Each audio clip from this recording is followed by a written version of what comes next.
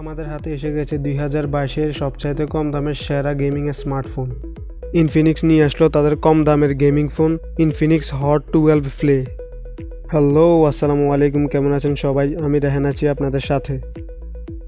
প্রতিবারের মতো এবারও এই বক্সের ভিতরে রয়েছে 10 ওয়াটের একটি রেগুলার চার্জার, আর রয়েছে USB type A to USB type C charging cable, রয়েছে সিম এজেক্টর পিন আর কিছু কাগজপত্র এবং একটি ডলার রয়েছে। এই ডলারটি দেখে কেউ খুশি হবেন না, এটি রিয়েল ডলার নয়, এটি হলো ইনফিনিক্সের এক্স ক্লাবের মেম্বারশিপের কার্ড।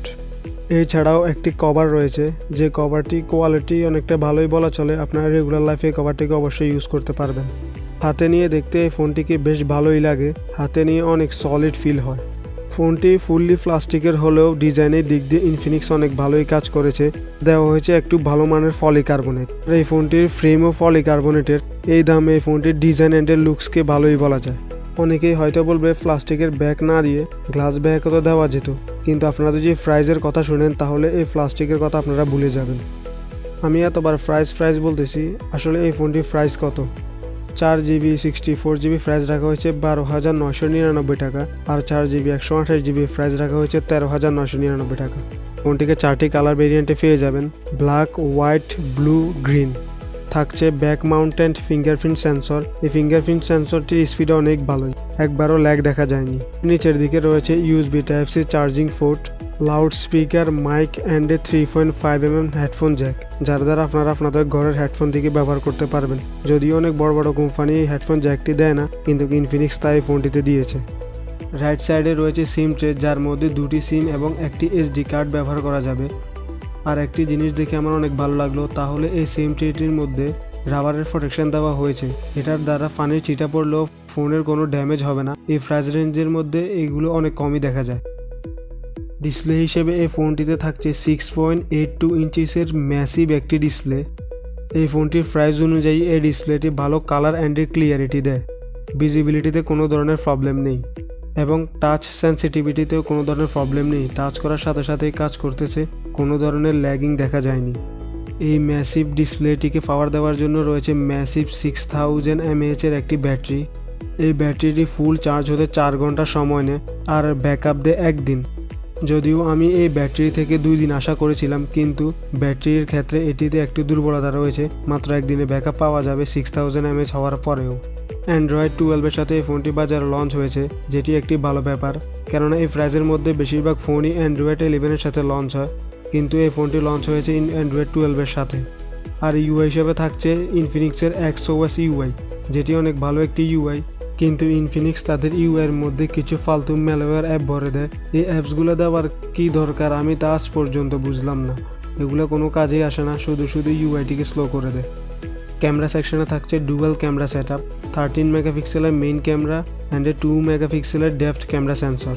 ক্যামেরা থেকে আপনারা তেমন একটা আশা না করাই ভালো হবে, কেননা এই ফোনের ক্যামেরা কোয়ালিটি এতটাও ভালো না। আপনাদের স্ক্রিনে কিছু স্যাম্পল আসতেছে, সেগুলো দেখলে আপনারা বুঝতে পারবেন আসলে এই ফোনের ক্যামেরাটি কেমন। এতটা ভালোও না, আর ভালো কিছু এক্সপেকটেশন নেই এই ক্যামেরা থেকে। আর ফ্রন্টে রয়েছে 8 মেগাপিক্সেলের সেলফি ক্যামেরা শুটার, যেটার কোয়ালিটিকে ডিসেন্ট বলা যায়। এই ফোনটির ক্যামেরা খারাপ হওয়ার পিছনে একটি প্রধান কারণ হলো এই ফোনটির চিপসেট। এই ফোনটিতে যে প্রসেসরটি রয়েছে সেই প্রসেসরটি গেমিংয়ের ক্ষেত্রে ভালো, কিন্তু ক্যামেরা প্রসেসিংয়ের ক্ষেত্রে অনেকটাই দুর্বল। চিপসেট হিসেবে থাকছে মিডিয়াটেক হিলিও G35। এটি একটি 12 ন্যানোমিটার বেসড গেমিং প্রসেসর। এটাকে কম প্রাইজের মধ্যে সেরা গেমিং প্রসেসর বলা যায়, 15,000 টাকা প্রাইস রেঞ্জের ভিতরে। আমরা এখন এই ফোনটিতে পাবজি গেমিং টেস্ট করে দেখব আসলে এই প্রসেসরটি কেমন গেম প্লে আমাদেরকে প্রোভাইড করে। আপনারা অলরেডি দেখতে পারতেছেন এই ফোনটি স্মুথের সাথে আলট্রা এবং এইচডির সাথে হাই আসতেছে। আসলে এই প্রাইজের মধ্যে স্মুথের সাথে আলট্রা আমি কখনোই দেখিনি, শুধুমাত্র এই ফোনটির মধ্যেই দেখতেছি। আর আপনারা শুনলে অবাক হয়ে যাবেন, এই ফোনটির মধ্যে রয়েছে জাইরোস্কোপের সাপোর্টও। যদিও জাইরোস্কোপ এতটা ভালো কাজ করতেছে না, আপনারা দেখতেছেন, তারপরেও সাপোর্ট তো রয়েছে। ভালো ব্র্যান্ডের 20,000 টাকা দামের ফোনের মধ্যেও জাইরোস্কোপ থাকে না। আর এই ফোনটির মধ্যে একটা প্রবলেম আমি দেখেছি, সেটা হলো এই ফোনটির মধ্যে কল ড্রপের প্রবলেম হয় এবং নেটওয়ার্কের হালকা ইস্যু রয়েছে। আর সেকেন্ডারি মাইকও দেয়নি ইনফিনিক্সের ফোনগুলোর মধ্যে সেকেন্ডারি মাইক কেন থাকে না আমি তা জানি না। যারা জানেন না সেকেন্ডারি মাইক কি, তাদের জন্য বলতে, সেকেন্ডারি মাইক যদি না থাকে তাহলে আপনার ভয়েসগুলো সামনের জনের কাছে ক্লিয়ার যায় না। সেকেন্ডারি মাইক অন্যান্য নয়েজকে রিডাকশন করে তারপর আপনার ভয়েসকে পাঠায়। এটা কেন ইনফিনিক্স দেয় না তা আমি আজ পর্যন্ত বুঝিনি। তাহলে ওভারঅল কনক্লুশন কি, এই ফোনটিকে এই প্রাইজের মধ্যে নেওয়া উচিত হবে নাকি নেওয়া উচিত হবে না? আমি যদি আমার পার্সোনাল ওপিনিয়নের কথা বলি, তাহলে এই ফোনটির মধ্যে যে ছোটোখাটো সমস্যাগুলো রয়েছে এগুলো কোনো সমস্যা না যদি এটা প্রাইজের কথা আসে। এই প্রাইজের মধ্যে যারা গেমিং করতে চাচ্ছেন তাদের জন্য এই ফোনটি অবশ্যই একটি ভালো অপশন হতে পারে, কেননা এই প্রাইজের মধ্যে এমন গেমিং কোনো ফোনই প্রোভাইড করবে না। এই জন্য আমি বলবো যারা গেমিংয়ের জন্য ফোন নিতে চাচ্ছেন এবং বাজেট যাদের কম তারা এই ফোনটিকে অবশ্যই কনসিডার করতে পারেন। আর যারা ডেইলি টাস্কিংয়ের জন্য ফোন নিতে চাচ্ছেন তাহলে তারা স্যামসাংয়ের কোনো ফোন দেখতে পারেন, কিন্তু যারা গেমিংকে টার্গেট করে ফোন নেবেন তারা অবশ্যই এটাকে নিতে পারেন।